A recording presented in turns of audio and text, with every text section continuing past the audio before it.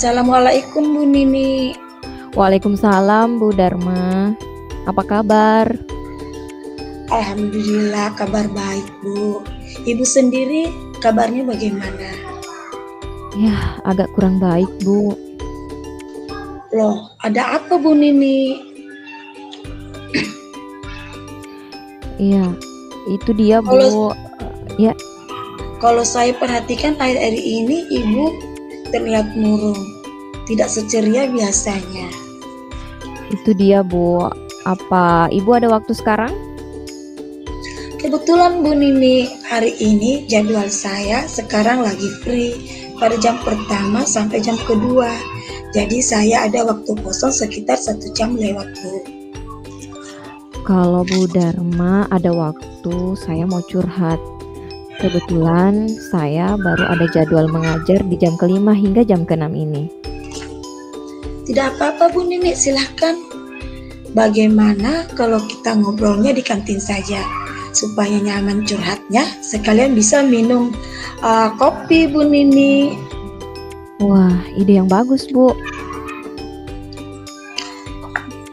Jadi apa nih yang bisa saya bantu?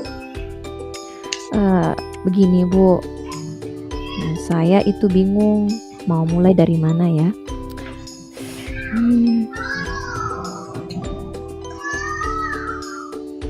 Ya,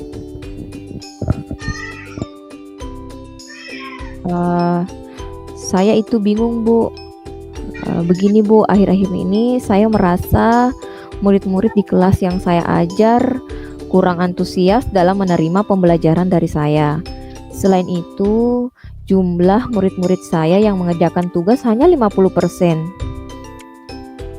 Jadi menurut Ibu, pembicaraan kita hari ini bertujuan untuk apa? Ya, saya ingin curhat sama Ibu untuk mendapatkan solusi yang tepat dari permasalahan saya ini. Terkait murid-murid di kelas yang saya ajar kurang antusias dalam menerima pembelajaran dari saya, dan murid-murid saya ketika mengerjakan tugas hanya sekitar 50% Bu tiap kelas. Ya Bu, mudah-mudahan pertemuan ini dapat menemukan solusi terbaik dari permasalahan yang Ibu hadapi.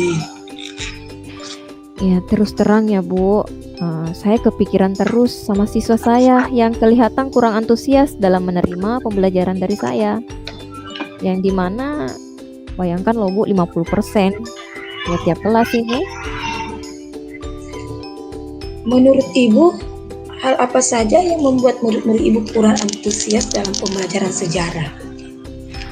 Ya, kalau saya ingat kembali, hal yang menyebabkan murid-murid saya kurang antusias adalah yang pertama, pembelajaran saya sepertinya sedikit membosankan, terlalu monoton, saya terlalu dominan untuk berbicara, bercerita di depan murid-murid saya, ya. Dan yang kedua, saya tidak memberikan kesempatan, kurang memberikan kesempatan kepada murid saya untuk berpendapat atau aktif dalam berbicara pada pembelajaran saya. Lalu bagaimana pendapat Ibu? Menurut saya, murid-murid pasti menginginkan pembelajaran yang asyik, tidak monoton, dan tidak membosankan. Barangkali seperti itu ya Bu. Wah, saya sependapat dengan Ibu Nini. Lalu pendapat Ibu, apa saja yang bisa membuat murid-murid asyik dan tidak bosan pada pembelajaran Ibu? Nah, menurut saya pembelajaran harus terpusat pada murid. Murid diminta untuk aktif dalam pembelajaran, ya, kemudian adanya ice breaking ataupun games supaya pembelajaran lebih menarik. Ya. Lalu Ibu Nini mengenai tugas yang diberikan kepada murid-murid Ibu, apakah penyebabnya sehingga kurang antusias dalam pengumpulan tugas? Ya, kemungkinan karena tugas saya mungkin terlalu banyak ya Bu, dan berisi banyak pertanyaan, tanpa saya memberikan sumber belajar yang beragam dan mengasyikkan. Kalau boleh tahu, Ibu menggunakan sumber belajar apa saja di kelas? Nah, saya biasa menggunakan buku teks yang ada di perpustakaan, Bu. Adakah sumber belajar selain buku teks? Nah, saya pikir banyak ya Bu, eee, sumber belajar seperti video YouTube, artikel di blog, atau tulisan-tulisan ilmiah di internet.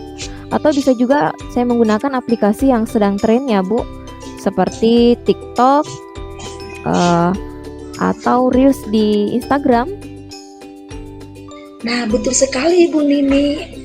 Saya yakin sekali bila Ibu bisa menggunakan berbagai macam sumber belajar, pasti akan membuat murid-murid antusias dalam pembelajaran. Jadi Eee, sekarang apa rencana Ibu untuk menyelesaikan masalah ini? nah, yang pertama, saya merancang pembelajaran yang mengasyikkan dengan menggunakan sumber belajar yang beragam seperti video YouTube dan TikTok. Kemudian yang kedua, saya akan memberikan tugas tidak terlalu banyak. Kemudian bentuk tugasnya juga sesuai dengan minat dan bakat murid-murid saya.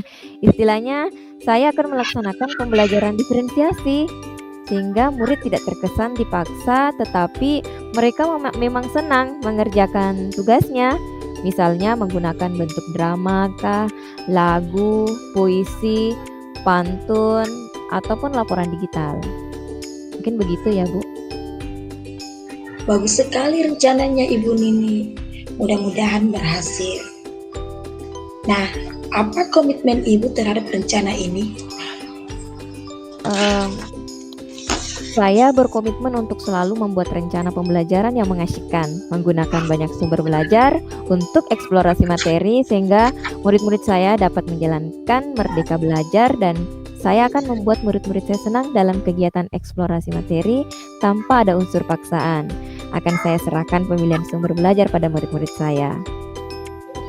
Wah, bagus sekali Bu Nini. Saya mendukung. Mudah-mudahan semua berjalan lancar dan sesuai harapan Ibu ya. Iya, terima kasih waktunya untuk sharing. Mudah-mudahan kita semua bisa menjadi guru yang selalu dirindukan oleh murid-murid kita ya. Amin. Amin Bu Nini. Iya.